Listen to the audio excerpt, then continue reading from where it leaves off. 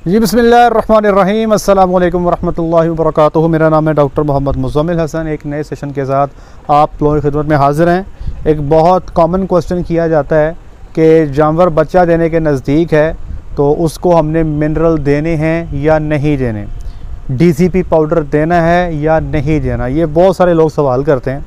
इसको आज आसान अल्फाज में आपको समझाने की कोशिश करेंगे। सबसे पहले दो चीज़ें समझ लें कि जानवर को जब आप खुश करते हैं ना, किसी भी गाय को 7 माह पे खुश कर लेते हैं या 6 माह पे खुश कर देते हैं, तो बच्चा देने से 3 हफ्ते पहले जो पीरियड होता है उसको हम कहते हैं क्लोज़अप। एक ऐसा जानवर जिसको आपको लगता है ना कि बच्चा ये कोई 20-21 दिन में बच्चा दे देगी, उसको हम कहते हैं क्लोज़अप। उसके पीछे का जो पीरियड है जिसमें वो ड्राई है उसको हम कहते हैं फार ऑफ पीरियड। तो जो ड्राई जानवर है उसके 2 हिस्से हम करते हैं। फार ऑफ ऐसा जानवर जिसको बच्चा देने में अभी कम से कम 5, 6, 7 हफ्ते रहते हैं। क्लोज़अप ऐसा जानवर जो 3 हफ्ते के राउंड अबाउट जो है वो 3 हफ्ते के अंदर बच्चा दे देगा। अब मैं आपको बताता हूँ ये कैल्शियम की कहानी क्या है। देखें, आपके जानवर को calcium, phosphorus, magnesium, potassium, sulphur, ये हर चीज़ चाहिए होती है, लेकिन फैसला ये करना होता है कि इस स्टेज पे, जिस स्टेज पे जानवर भी खड़ा है, इस वक्त उसकी रिक्वायरमेंट जो है वो ज़्यादा है या थोड़ी है। सबसे पहले हम कैल्शियम की बात कर लेते हैं। देखिए, कैल्शियम अगर आप जानवर को ड्राई पीरियड में ज़्यादा दें तो उससे अगले सूबे में जब वो बच्चा दे के आता है तो सूतक के चांस हो सकते हैं। ये आप कुछ किताबों में पढ़ेंगे। पहले मैं आपको ये बता दूं कि ये एक्सेसिव कैल्शियम है क्या। आपका जानवर बच्ची है, आपकी मिसाल के तौर पे, वो बच्ची जो क्लोज़अप में है या ड्राई पीरियड में है, ये मेरे पास एक टेबल है, ये मैं आपके साथ शेयर भी कर दूंगा। तो कैल्शियम जो है वो आपको 0.5 से 6% जो भी आप ड्राई मैटर जानवर को खुश्क मादा देते हैं उसका 0.5 से 6% चाहिए। अगर आपकी खुराक से वो आ रहा है तो ठीक है, अगर नहीं आ रहा तो आपको भाई बाहर से देना पड़ेगा। DCP की शक्ल में दे लें, मिनरल की शक्ल में दे लें। और अगर आपका जानवर क्लोज़अप में चला गया है और ये वच्छी है तो फिर भी आप यही मिकदार रखेंगे 0.5 से 0.6%, 0.4 तक भी बाज़ जगह पे आपको ये डाटा मिल जाएगा। ठीक है।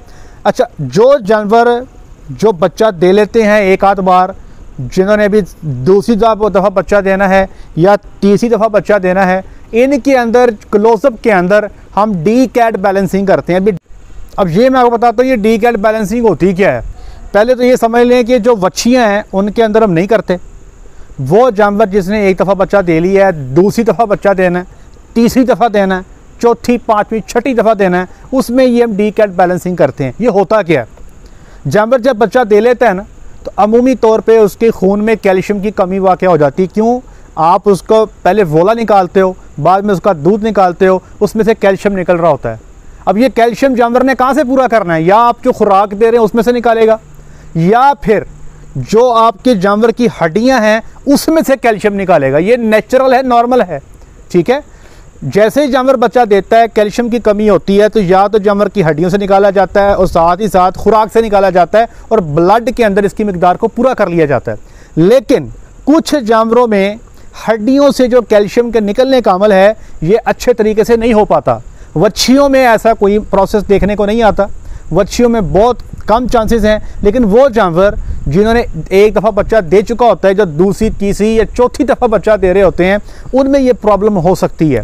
तो उन जानवरों में इस चीज़ को अश्योर करने के लिए, इस चीज़ की यकीन दहानी करने के लिए कि बच्चा देने के बाद जानवर अपने जिस्म से कैल्शियम की ज़रूरत को पूरा कर लेगा, इस चीज़ को यकीनी बनाने के लिए हम बच्चा देने से पहले डीकैट बैलेंसिंग करते हैं। ये डीकैट बैलेंसिंग क्या है?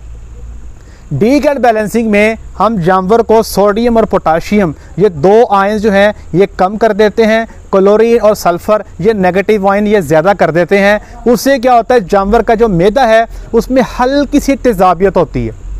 जब हल्की सी तेज़ाबियत होती है, इससे एक हार्मोन है PTH, पैराथायराइड हार्मोन। ये पैराथायराइड हार्मोन अपना बेहतर फंक्शन करता है और ये हार्मोन जो है हड्डियों से कैल्शियम निकाल के ब्लड में डालता है। तो बेसिकली हम बॉडी को सपोर्ट कर रहे होते हैं ताकि ये प्रोसेस अच्छे अंदाज से हो सके। अब ये जब आप डी कैट राशन देते हैं जानवर को, सोडियम पोटाशियम कम करते हैं, क्लोरीन सल्फ़र ज़्यादा करते हैं, इस अमल से बॉडी के अंदर जो कैल्शियम मौजूद होता है वो यूरिन के ज़रिए, पेशाब के ज़रिए बाहर निकलना शुरू हो जाता है। ये अमल स्पीडी हो जाता है। जब ये अमल स्पीडी हो जाता है, तेज़ हो जाता है, तो हमें जानवर को बाहर से ज़्यादा मिकदार में कैल्शियम देनी पड़ती है। इसीलिए वो जानवर जो क्लोज़अप के अंदर होता है, हम उस जानवर को 1 से 1.5% ड्राई मैटर का हम कैल्शियम देते हैं। वो वच्छी जिसमें डी कैट हम नहीं करते, उसमें सिर्फ 0.4 से 0.5% जो है हम जानवर को देते हैं कैल्शियम बाहर से।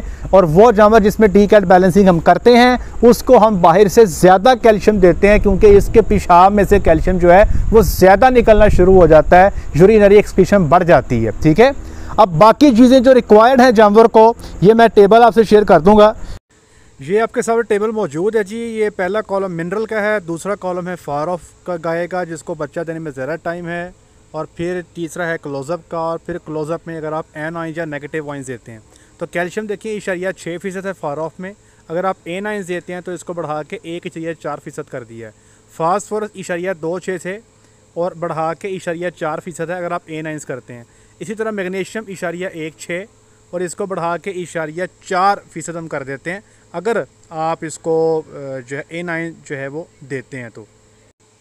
उसके बाद आप आ जाएँ सोडियम पे, ये 0.1% है, लेकिन अगर आप एनाइन देते हैं तो आप इसको 0.1% से भी कम कर देते हैं। पोटाशियम जो है ये भी आप कम कर देते हैं, 1.5 से कम कर देते हैं। क्लोरीन जो है वो 0.2 होती है फार ऑफ में। अगर आप एनाइन दे रहे हैं तो बढ़ा के, डेफिनेटली क्लोरीन एनाइन ही है तो ये 0.8 पे चले जाएगी, और सल्फ़र भी जो है 0.2 से 0.4 पे चले जाएगी। तो बेसिकली ये सारे मामला जो हैं ये आप अपने इलाके के जो डॉक्टर्स हैं उनके साथ बैठ के ये टेबल डिस्कस करें, और अपने जानवरों का जो राइट फार्मूला है वो आप ख़ुद डिसाइड करें कि आपके जानवर को क्या चाहिए।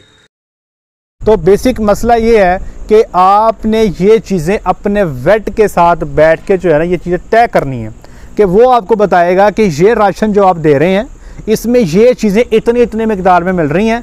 अगर पूरी हो रही हैं तो बहुत अच्छी बात है, अगर पूरी नहीं हो रही तो हमें बाहर से देनी पड़ेंगी। डी कैट के हवाले से आसान टोटका बता देता हूँ। वो जानवर जो बच्चा देने में जिनको 3 हफ्ते का टाइम रहता है, हम उनका पेशाब चेक करते हैं, पेशाब की पीएच चेक करते हैं। पीएच मीटर आपको मार्केट से बड़े आराम से मिल जाते हैं, पीएच पेपर का इस्तेमाल भी कर सकते हैं।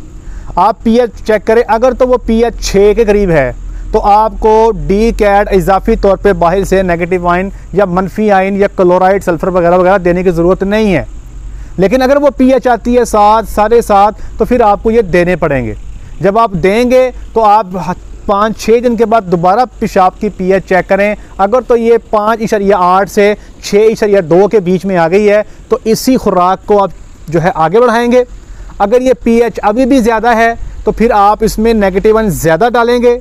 अगर ये पीएच ज़्यादा कम हो गई है तो हम इसमें से नेगेटिव आयन थोड़े से निकाल लेंगे। तो ये सारी चीज़ें वो अहबाब जो इन चीज़ों को ज़्यादा अंडरस्टैंडिंग इनकी नहीं रखते, वलैती गायें लोगों को लेने का बहुत शौक़ हो गया हुआ है। इतनी सारी वलैती गायें इस दफ़ा पाकिस्तान में आ रही हैं कि हमें समझ नहीं आ रही कि इतने सारे लोगों ने गायें मंगवा ली हैं, लेकिन उनको रखने के लिए जो है, उनकी न्यूट्रिशन के लिए जो है आपको प्रॉपर वेटनेरियन की ज़रूरत है, जो आपके पास बैठ के ये सारी कैलकुलेशन, सारी चीज़ें आपको करके दे।